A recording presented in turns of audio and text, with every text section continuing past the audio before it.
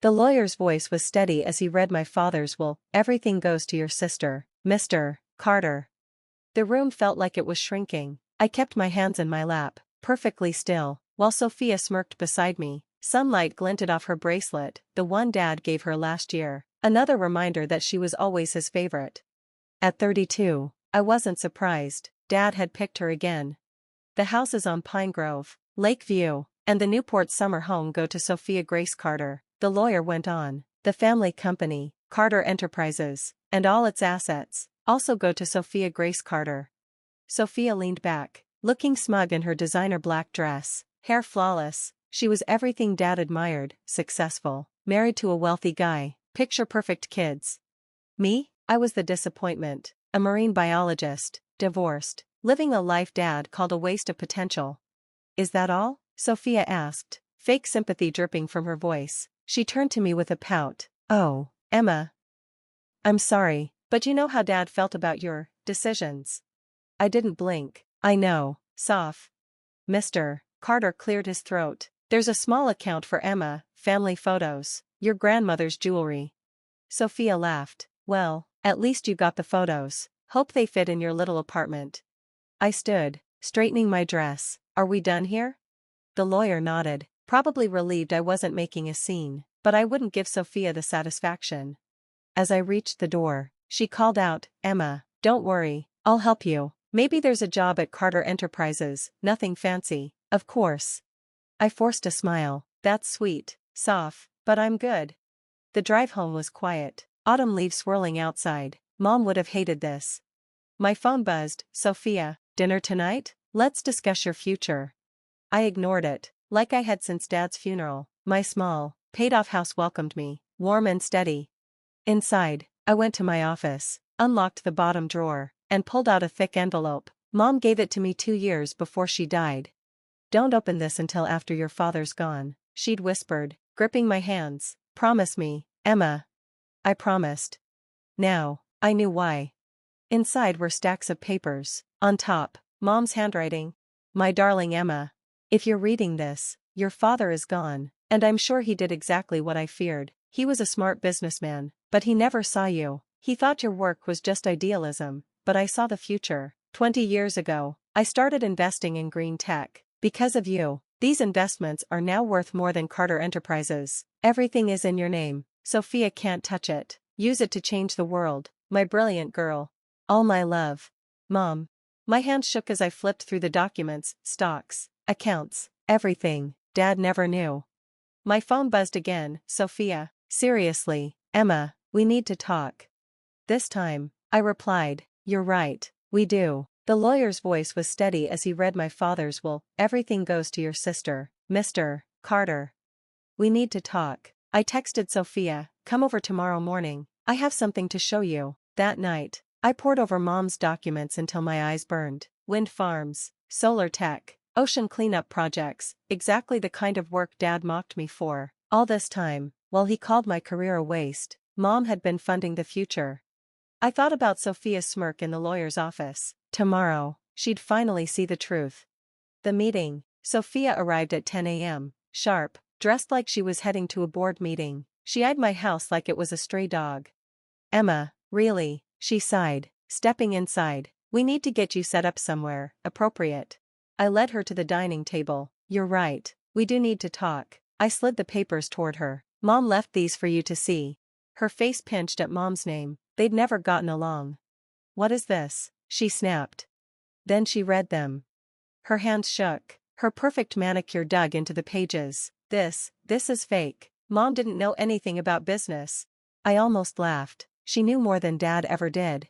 Sophia collapsed into a chair, her voice thin. But Morgan Communications is mine. Dad willed it to me. And Mom's empire is mine, I said softly, worth 10 times more. Silence, just the tap-tap-tap of her nails on the table. Then, her voice smooth as poisoned honey, we could merge everything. Imagine what we'd.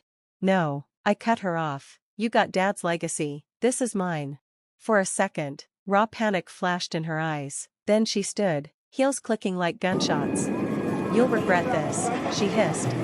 I smiled. Maybe, but it's my regret to have. The aftermath. Sophia stormed out. My phone blew up within minutes. Aunt Lydia, how dare you betray your sister? Cousin Mark, hey, let's grab coffee, got a great startup idea. I silenced them all. Mom taught me one thing, boundaries matter. The lawyer's office. Sarah Harrison, Mom's attorney, smirked as I walked in. Right on time. Your mom knew Sophia would try to fight this. She slid a folder across the desk. Psych evaluations, signed affidavits, even recordings of your mom's meetings, proof she was fully competent. My throat tightened. Mom planned for everything. And this? I asked, pointing to a second file. Sarah grinned. Oh, that's the fun part. Your mom bought silent shares in Morgan Communications years ago. If Sophia blocks your eco-initiatives, you can outvote her. The lab. Dr. Chen's lab was cluttered, smelling of salt and solder. His jaw dropped when I explained. Your mother was our anonymous donor? We've been begging to thank her. I handed him a contract, double the funding. Let's scale this up. As we shook hands, my phone buzzed. Sophia's email. Family isn't optional. Emma, Dad's legacy demands unity. I deleted it.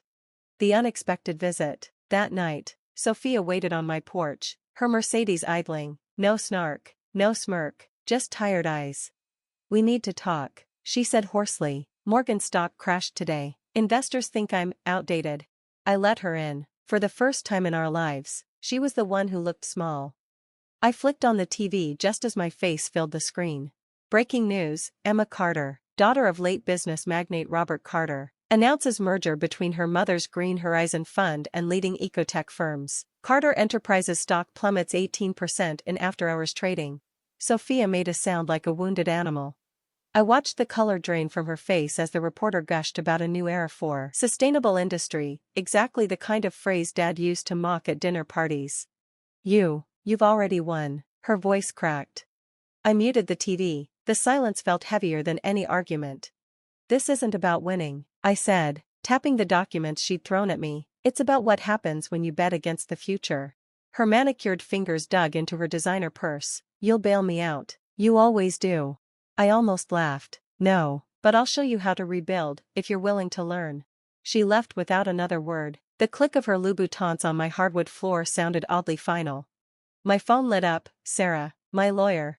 It's working. Wall Street's panicking, but Silicon Valley's calling. You've just rewritten the rules. I exhaled for what felt like the first time in years. This wasn't revenge. It was a revolution. I never thought I'd see the day Jessica Morgan cared more about coral reefs than quarterly earnings. Yet here she was, standing knee-deep in tide pools with a group of fifth graders, showing them how to identify sea stars. Her designer slacks were rolled up, her hair frizzing in the salt air. She looked happy. 6 months ago, she'd called my work a glorified hobby. Now she was arguing with school boards about marine biology curriculum. Your sister's a natural, murmured Dr. Chen as we watched her demonstrate a water quality test. I swallowed past the lump in my throat. She always was, just needed the right motivation. The event. At the year's final conservation gala, Jessica took the podium alone. I'd offered to join her, but she'd shaken her head. This one's mine. Her voice didn't have its old boardroom sharpness. It wavered when she talked about the first time she'd seen a sea turtle tangled in plastic, cracked when she described a 7-year-old migrant girl telling her, "I want to save the dolphins like you." The standing ovation lasted 3 full minutes. Aftermath. I found her later on the pier, staring at the sunset. You killed it up there, I said, bumping her shoulder. She didn't smirk or deflect, just sighed. Turns out saving the planet feels better than exploiting it. A seagull cried overhead. The waves slapped the pylons. Mom would have loved this, I whispered. Jessica's hand found mine, squeezed. She knew. Lexi, she always knew. The real legacy. We're not perfect. Last Tuesday we nearly came to blows over whether to prioritize mangrove restoration or microplastic filtration. Compromise, both, with staggered timelines. But when the local paper ran its feature, Former Rival Sisters Lead Ocean Conservation Revolution, Jessica framed it for Mom's old office, the one we now share. Turns out family legacy doesn't mean what Dad thought. It's not about whose name's on the building. It's about whose lives you change.